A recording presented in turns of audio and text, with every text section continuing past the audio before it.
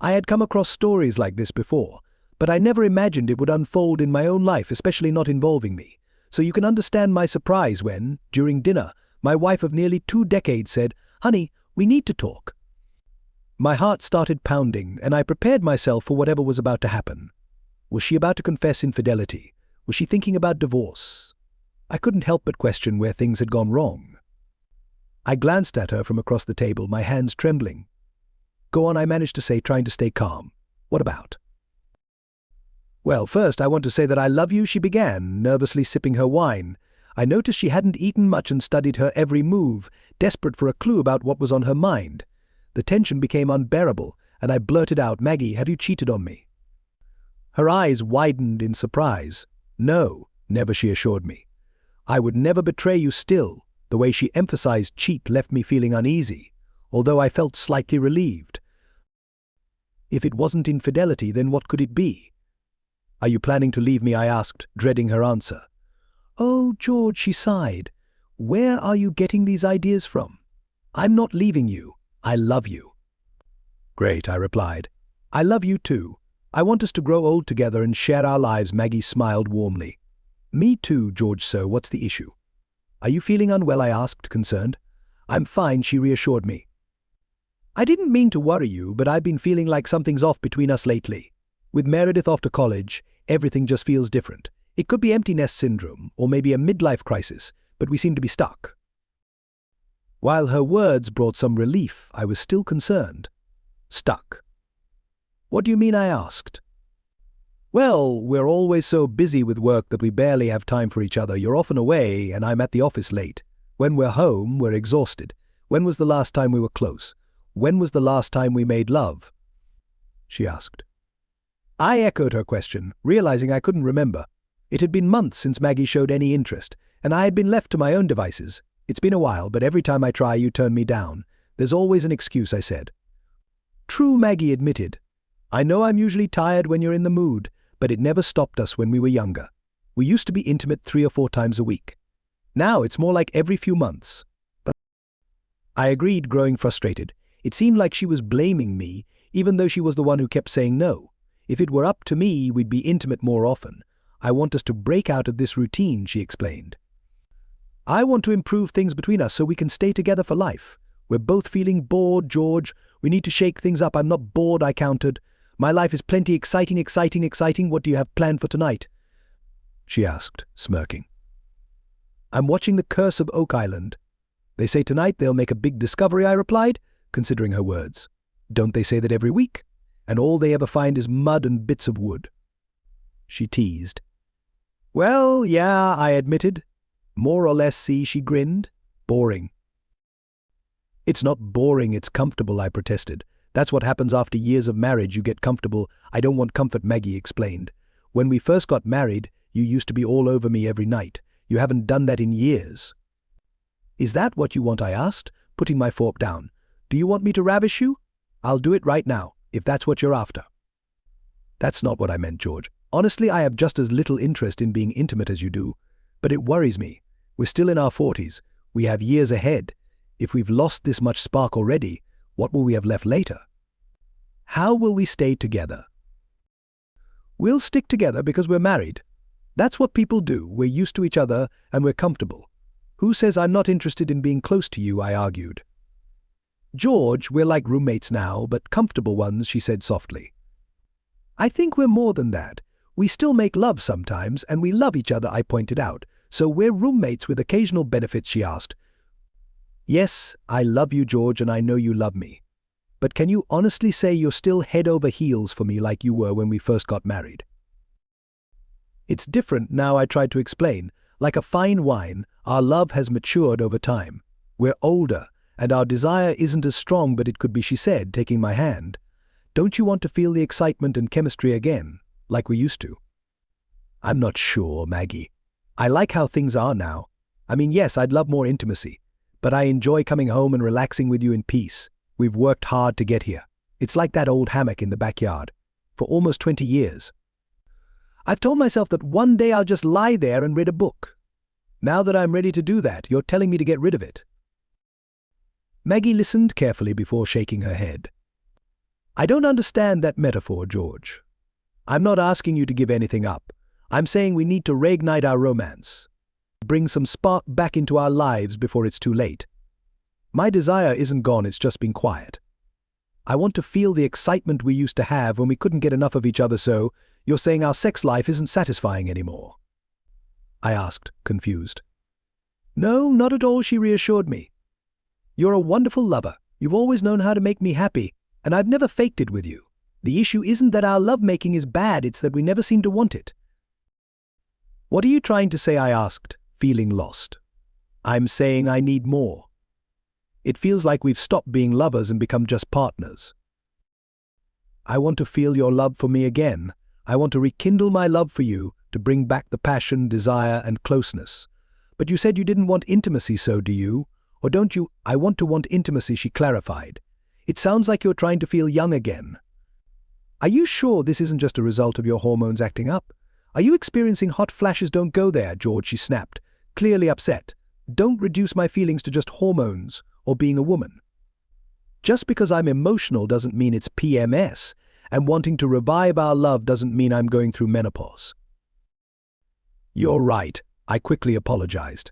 That was a thoughtless thing to say. I'm just trying to understand where all this is coming from so suddenly. George, it's not sudden. I've been thinking about this for a long time. I'm afraid if we don't make some big changes to reignite our relationship, our marriage won't survive, she said, her eyes filling with tears. I could see she was truly upset. To be honest, we had been on autopilot for a while. Well, if this didn't come out of nowhere, I said, a bit annoyed, why bring it up now?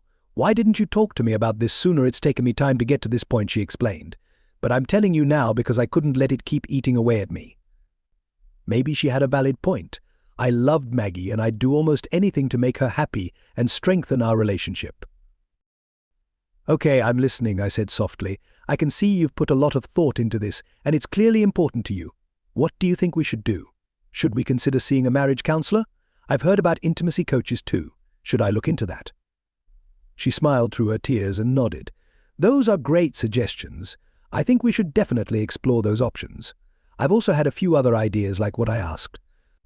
Well, let me start by asking you something first. Your company is a creative agency, right? You always tell me how it's one of the best. Yeah, we're one of the top 2 in the state, maybe even top 5 in the country. But what does that have to do with our relationship? I asked, confused. Do you hire the best people? She continued. Absolutely, I replied. And how many of them have been there for, let's say, 20 years? None. Our company has only been around for 6 years. We're always bringing in fresh talent because there's a lot of turnover in our industry. Right, so you're constantly bringing in new people with fresh ideas and different ways of thinking, she pressed. Yes, we pride ourselves on innovation. New hires bring fresh skills and energy, and it makes everything better for the company. Exactly, she said. Where am I going with this, George? We're hitting our 20-year mark next month. We were together for 3 years before that, so for almost 23 years we've only been with each other. I was your first, and aside from 2 girlfriends before me, I've been the only one. I started feeling uneasy, sensing where this was heading. That's true, I admitted, a knot forming in my stomach. Now, would you hire someone at your company who learned everything 23 years ago and never updated their skills or brought in any fresh ideas? Would you want employees who only worked occasionally without improving? Would your company still be the best if no one pushed to innovate? Of course not, I replied. But what does that have to do with us? I'm saying, George, that 23 years ago we were at our peak. Our love life was exciting and we were passionate, but over time things changed. We became parents, then professionals, and life got busy.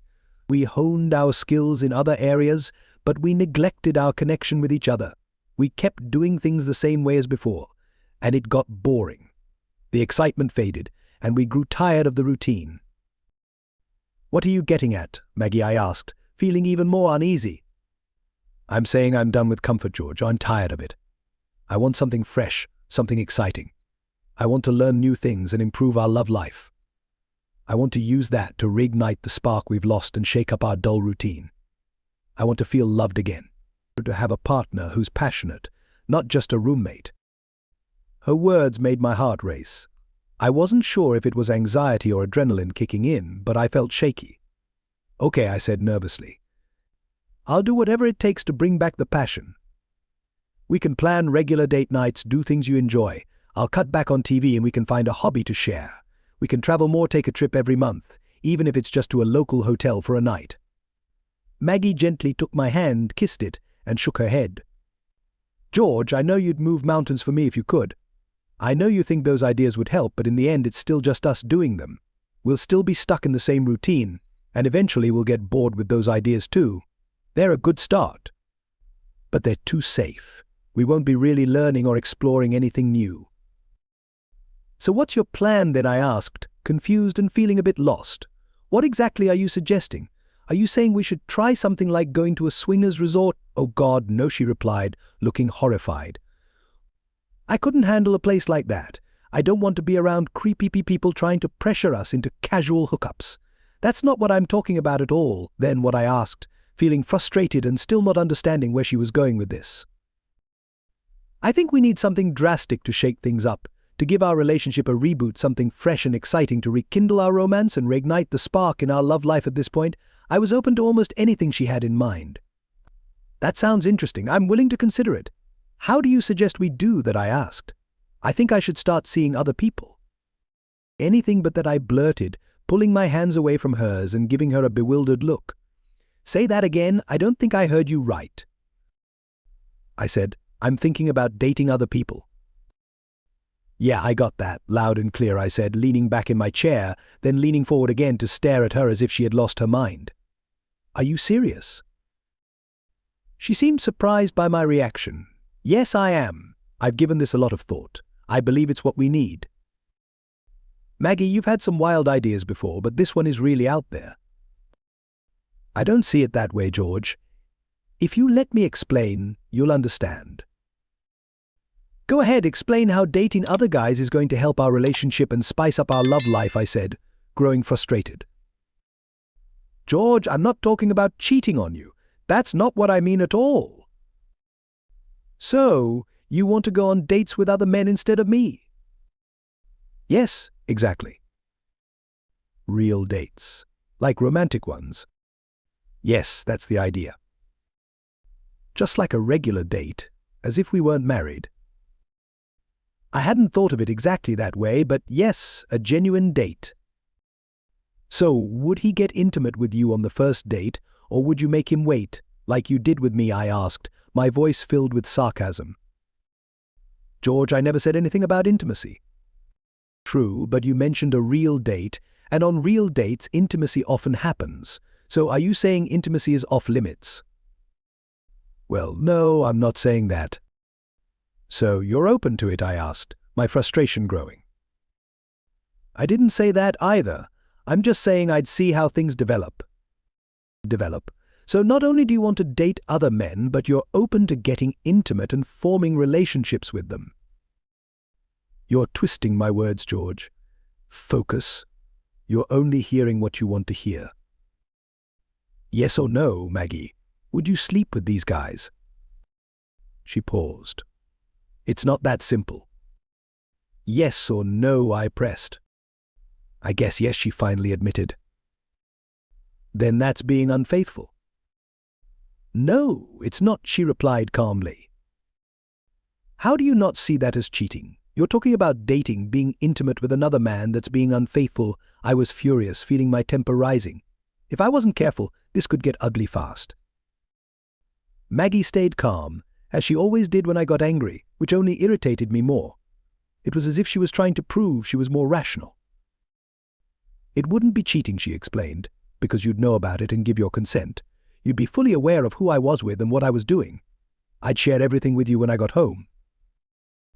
I exploded, practically yelling, so not only do you want to betray me, but you also want to humiliate me by making me complicit in it. What makes you think I'd ever agree to something like that? What's gotten into you? Did you really think I'd be okay with this madness? George, please calm down, she said, still speaking softly. There's no need to shout or use harsh words. Let's talk about this rationally. I stared at her, still in disbelief. Did you actually think I'd go along with this? I knew it might be hard for you to understand, but you love me and you're a reasonable man. I figured that once you calmed down, you'd see the logic behind it and agree to support me. Support you? while you're out with other men. George, it's not just about being with other men. If that was all I wanted, I could have done it years ago with lots of men. Heck, even your brother, your friends, even your boss, they've all made advances. But I didn't. I would never cheat on you. But you're suggesting it now. No, sweetheart, she corrected. This isn't cheating.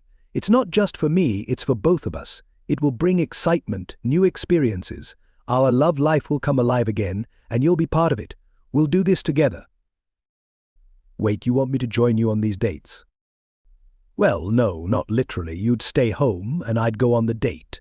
But when I got back, I'd share everything with you. I chuckled sarcastically. So you expect me to take care of you after you've been with him, and even clean up after him? She blushed, which shocked me. She really did want that. Well, that would be the ultimate way to show your love, she said softly. I'd freeze over before I ever did that, I replied coldly. Okay, we can skip that part, she offered. But this won't ruin our marriage. Being with someone else won't. It absolutely will, I shot back. You being intimate with another man will destroy us. It wouldn't be lovemaking, George. I saved that for you. I love you, not him. It would just be about the physical act. The physical act? What does that even mean? It means there wouldn't be any feelings involved. It would just be physical, nothing more. So, just the act, I repeated, trying to grasp her reasoning. Exactly, she confirmed. Let me get this straight, I said slowly. You want to have just the act with another guy? If it comes to that, yes, she admitted. And why? Why would you want that? She hesitated before answering. For variety, to try something different. So, I'm not enough for you. That's not true at all, she protested. I love being with you. You're amazing in bed. I don't want anyone else. If that were true, I said, my voice calm but firm, you wouldn't be considering this. The only reason you'd look to be with someone new is if you're hoping to find someone better than what you already have. That's not true, she responded without giving any proof. Oh, but it is, I argued back. I think about it. If you love sushi and you've found the best sushi restaurant right next door, but there are 20 other sushi spots in town, why would you bother trying them when you've already got the best sushi right here? She paused briefly before replying, to try something different. I suppose, but why go somewhere you know won't be as good if this place is the best? I pressed on. You wouldn't explore other options unless part of you believed one of them might be better. Maybe, just maybe, one could surpass the one you love. She looked a bit puzzled, lowering her head. If it's just about the act, why seek it elsewhere when you're content with our life in bed? If I fulfill your needs, why not focus on more connection with me? We rarely do it, after all. If you want more, we can have it more often, but instead you'd rather try it with someone else, hoping they're better or at least different. Clearly it's not only about closeness, or you're not satisfied with me, or you think he might be superior. She seemed confused, shaking her head. You're overcomplicating things. That's not it, she mumbled. Okay, so it's just about the act, right? I clarified. Yes, how many times do I have to say it? She replied. All right then, I have an idea, I said, smiling. Her expression lightened, and a glimmer of hope appeared in her eyes. You do? What is it? She asked. If it's only about the act, I'm fine with you exploring it. She was taken aback. Wait, you are. I'll hire a male escort to come here and be intimate with you, I proposed. He'll be experienced in pleasing women, and I'll ensure he's well endowed and in good health, so you can have unprotected sex with him. This way, you can focus solely on the act and escort. Are you insane? She exclaimed. It's only about the act, I reiterated. If it's just the act, who it is shouldn't matter. He's just a stranger for you to enjoy. It's actually better this way, no emotional risk since he's random. He'll come, do his thing, and leave. You're making me sound like some street worker. I don't want to do it with a random guy. I need a connection with the person. I'm not just an object, she shot back. Exactly, I said with a smirk. So it's not just about the act. You want more than that. You want intimacy with someone you feel connected to. Her face turned red, and she struggled to respond. Okay, maybe that's partially true, she admitted, but it won't be significant. I chuckled. What do you mean by that? Not significant to who? Him. You, me to him. He knows I love you, and he's not expecting anything more, she explained. You really think it won't be meaningful to you? I asked. I do, she replied. Then why do it if it's meaningless? If it doesn't matter, why even bother? I pressed. Maggie, you're contradicting yourself. She buried her face in her hands, groaning. You're making this so confusing. It means something to me. We promised to share this kind of closeness only with each other when we got married. But now you're willing to toss that aside just to try something new with someone else. You want to explore that connection with someone you're attracted to. You're not satisfied with the intimacy we have or our bed life, so you're looking for an upgrade. No, that's not true, she whispered weakly. Then what are you hoping to gain? Do you think you'll find out he's not as good as me, or that he's not as well endowed? She stared blankly at me. Of course not, I snapped. You wouldn't even consider it if you thought it'd be the same or worse than what we have. You're only tempted because you suspect, or at least hope, it'll be much better. The thought excites you, I don't know. She yelled. I never thought about it that way. You're confusing me. So what happens when you come back after realizing he's better than me? Have you thought about that? I asked. I never thought about that, she stammered. What are you trying to say? How can you expect things between us to be the same after you've experienced something better with someone else? You claim this is to spice up our bed life, but what if he's better? You might not want to be with me anymore, and worse, I'll know you're just going through the motions with me. We'll just continue as we always have, she said softly. How am I supposed to do that? I countered. How can I keep going, knowing I don't fulfill you? How can I kiss you, knowing his kiss means more to you? How can I touch you, knowing you prefer his touch? She remained silent. How can I be intimate with you again if you're thinking of him? If he's better than me, how can you be satisfied with me? I didn't marry you to be second best. She shook her head, whispering, it won't happen that way. If you're so sure, then why do it at all? You're considering it because you think it'll be incredible, something we've never had. Otherwise you wouldn't even entertain the idea. When she didn't answer, I went on, and you know what's even worse? There's no way I can win in this. I love you, find you attractive, and only want you. I thought we had a great bed life, but now you're shutting that down. No matter how good we are, you're focused on how much better it could be with him, the excitement, the thrill, the risk. Even if we were equals, you'd still believe he's better. He wins, no matter what. She stared at me, speechless. I was beyond furious. Who's been filling your head with this nonsense, George? Please, she pleaded. Maggie, I'm serious. I'm done with this conversation. I will never agree to you seeing anyone else. I won't sit by while you're with someone else. And if you think for even a second that I'd let someone else touch you, then you're not the same person I married all those years ago. You've changed. She was completely shocked. I had never spoken to her so harshly before. George, you're blowing this way out of proportion, she said, tears streaming down her face. No, I'm not, I replied calmly, my voice unwavering. You're not taking this seriously enough. Get out of my house. I don't want you here anymore. You're right, we won't make it to 20 years. It's over now. Just the thought of suggesting something like this shows me you've already checked out of our marriage, so leave. I'm not leaving, she said defiantly. This is absurd. I live here. I'm your wife. We live here together, and you can't just kick me out.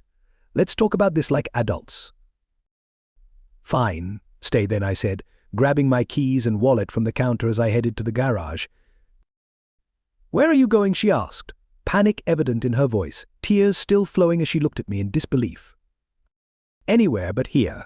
This place stinks, I replied. Please, George, don't leave. Let's talk about this. We can work through it, she pleaded desperately. I paused, turning back to face her. Here's the deal. I'll stay if you promise me one thing: never bring up this idea again or anything like it, and vow to stay faithful to me for the rest of our lives, just like we promised on our wedding day. No more thinking about other men, no more wanting anything besides us. Her eyes showed her inner conflict, her struggle clear as she seemed on the verge of breaking down. George, please, I think this might help us, she said weakly.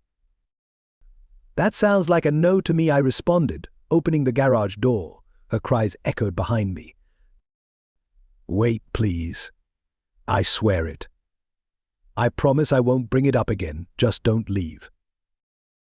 I turned once more, with one last thought on my mind. I don't know who's been filling your head with this garbage, but I'll figure it out. And if I find out you've been seeing him or sleeping with him, I'll divorce you. That's a fact. We're not dating, George. Nothing's happened. That's your last chance, I said. Fine, go ahead, be with your boyfriend. You probably already are. We haven't, I swear, she pleaded. If you want any hope of saving our marriage, you better not be lying. No more secrets, no more lies, no more games. I'm not, George, I swear. We only talked about it, she replied. You talked about sleeping with another man.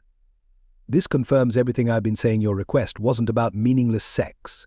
You wanted my permission to be with a specific guy you've already been planning something with. I'm disgusted, I said, which only made her cry harder. I can't even look at you right now. I'm sorry, George, I didn't think you'd react this way. He said you might be upset at first, but would eventually understand.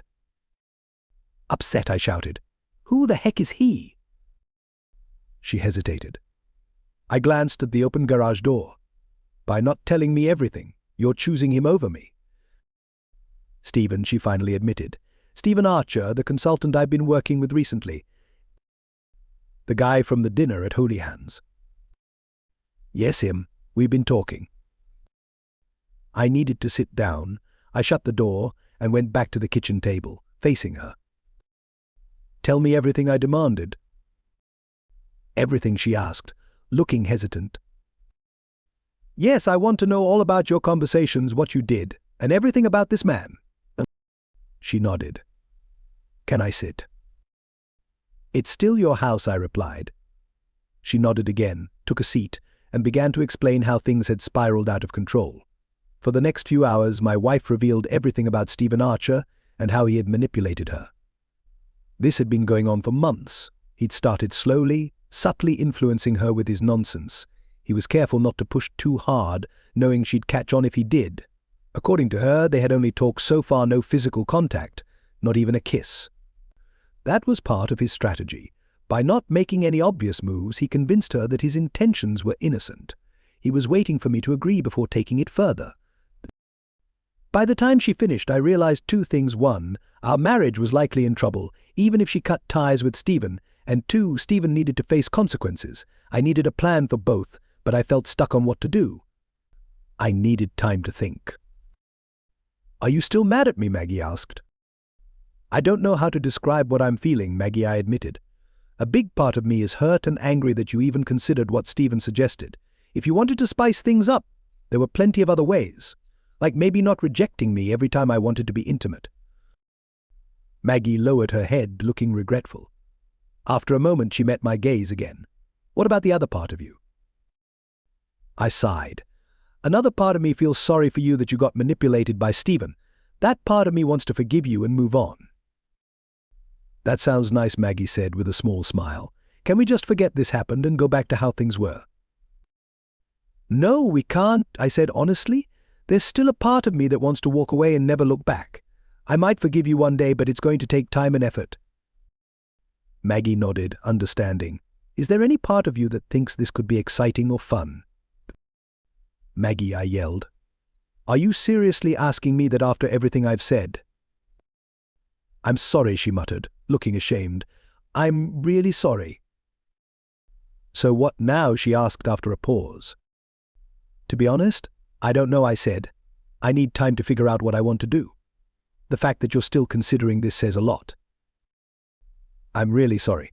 Please tell me you don't want a divorce, she pleaded. I don't know, I snapped. That depends on you.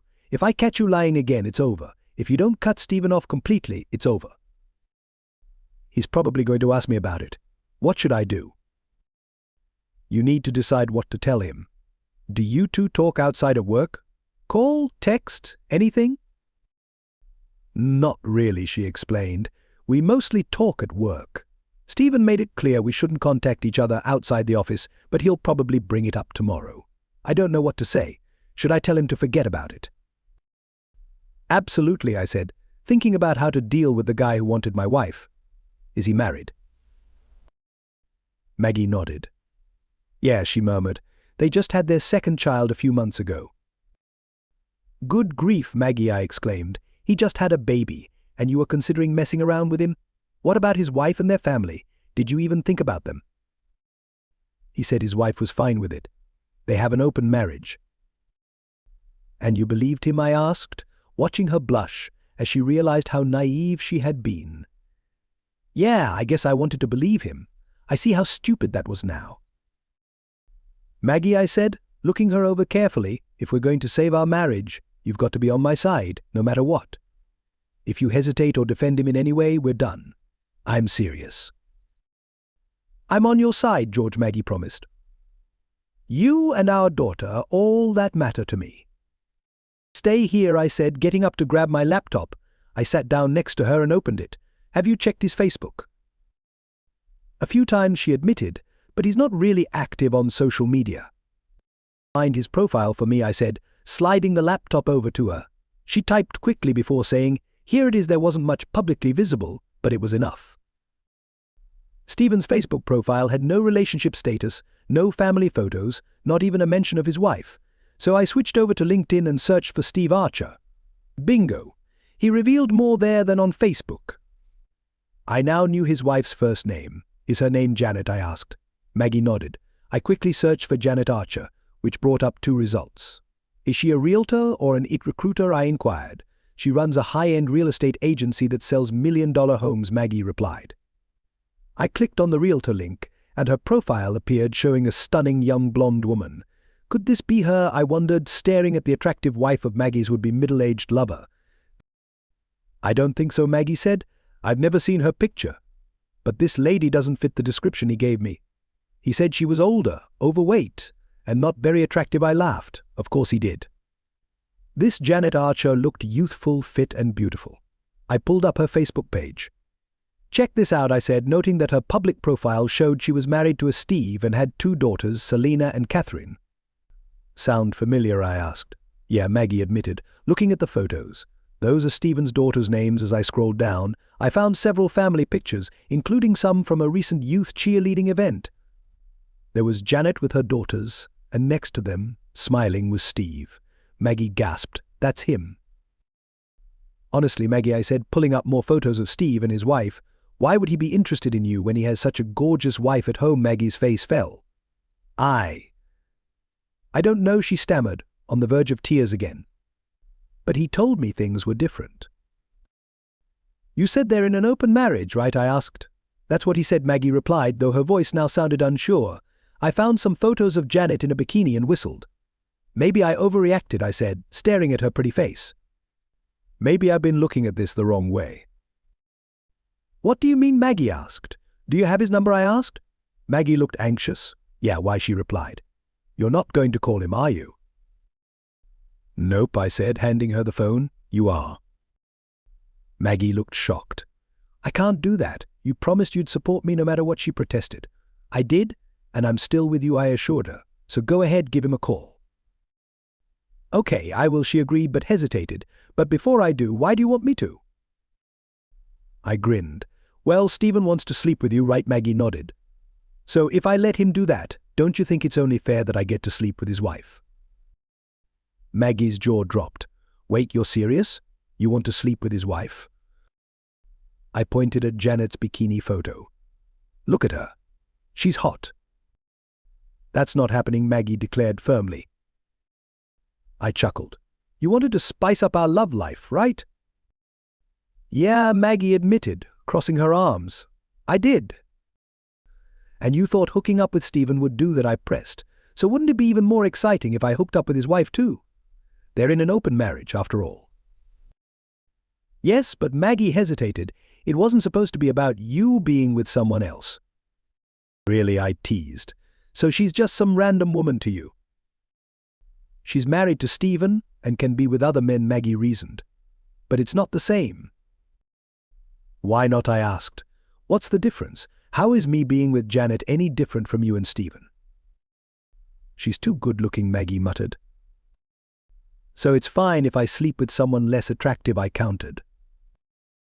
That's not what I meant, Maggie sighed, defeated. It's just different. Are you afraid I'll enjoy it too much? I teased. Maybe, she admitted. Or that I'll prefer her over you, I continued. Maybe, Maggie whispered. Or that I'll be thinking about her when I'm with you, I pushed further. Yes, Damn it, Maggie finally confessed. I see where you're going with this, but we agreed to drop it. Yeah, but that was before I saw her, I confessed. And now I'm thinking your idea isn't so bad after all. So, just because you find her attractive, you're okay with me and Stephen now, Maggie retorted. Exactly, I said. Why not? It's only fair. You're such a jerk, Maggie snapped.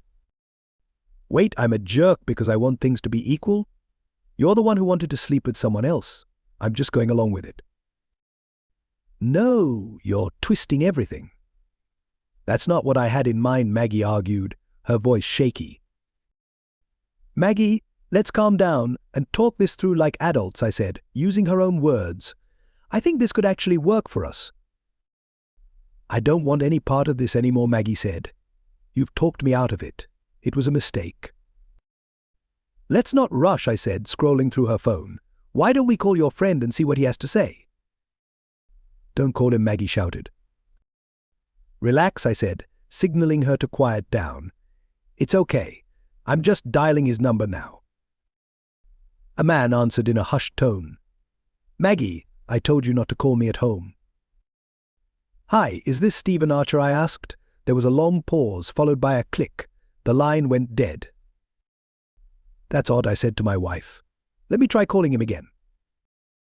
Maggie grabbed for the phone. Please don't. Shaish, I hushed her, pulling the phone out of her reach. You're having second thoughts, aren't you? Yes, Maggie admitted. Hello, Stephen, I said after dialing again. This is Maggie's husband. Are you there? Yeah, what do you want? Stephen responded, irritated. Is this a bad time? I asked. What do you want? He repeated, even more annoyed. Well, Maggie mentioned your idea about a date I started. There was silence for a moment before he responded. I think it could work, I continued, as Maggie tried to interrupt. With some clear boundaries and agreements, of course. Boundaries and agreements, Stephen repeated, sounding confused. Exactly, I confirmed. If you're going to be involved with my wife, let's keep everything out in the open. Stephen hesitated before replying, unsure of himself. I guess so, he said with uncertainty. I mean, we don't want to build a marriage on lies and deception.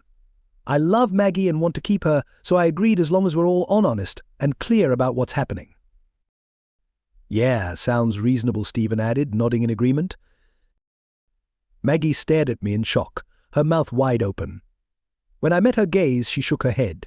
Honey, I don't want to go through with this, she said, her voice trembling. I waved her off and turned back to Stephen.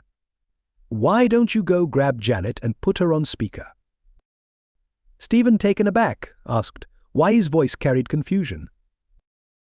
Why don't you bring Janet, your wife, the mother of your two daughters, Selena and Catherine? The woman you're in an open relationship with, so she can hear all the details, I explained.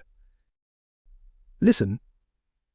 You jerk, Stephen snapped, his tone aggressive. I don't know what kind of game you're playing.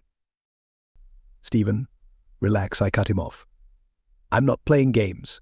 Maggie told me you and Janet are swingers and that you're okay with whoever she's with. We were just looking at her bikini photos on Facebook, and to be honest, I'm pretty excited to be with her while you're with my wife. What? Stephen barked, his voice sharp. I'll be with Janet, and you'll be with Maggie.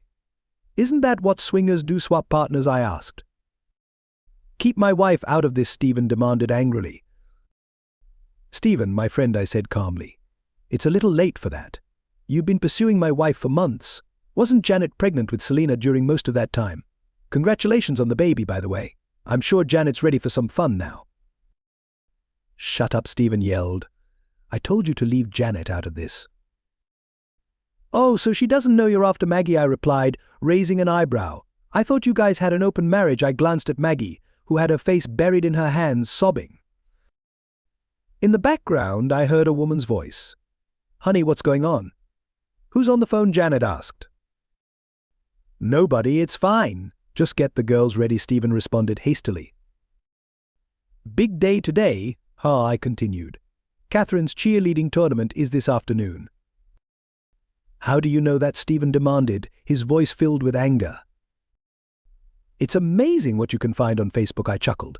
I've got an idea. I paused, waiting for his response. After a moment, Stephen asked, "What kind of idea?" "Why don't Maggie and I join you and Janet at the tournament? We'll fill her in on what she's missed, then grab a few drinks at a bar, get to know each other, and maybe head back for a fun evening. I'll even let you and Maggie have the master bedroom." Stephen growled over the phone, then hissed, "Stay away from my wife and kids, or I'll make sure you regret it." "Stephen, calm down," I said firmly. "You're the one who said we should be open with each other, and that includes Janet, right?" "Screw you," Stephen shouted. "Don't ever call me again." "Fine," I replied, "but I'll just call Janet then." "Wait," Stephen shouted before I could hang up. "How did you even get her number?" "That's not important," I said, brushing off his question. "What matters is that everyone knows what's going on between you and my wife and what your plans are." There was a brief silence before Stephen asked, "What do you want from me?" "I want you to stay away from Maggie," I snapped. "If I find out you've been near her, I'll tell Janet everything." Understood, Stephen mumbled, sounding defeated. "But we work together. I can't just avoid her completely." "But Maggie's off for the next 2 weeks," I told him. "By the time she's back, you'd better be long gone from that company. You're a consultant, right? Tell your bosses that things got too close with one of the wives, and it's best for the account to reassign you. They'll probably have you out of there before Maggie returns." "And if I don't?" Stephen challenged.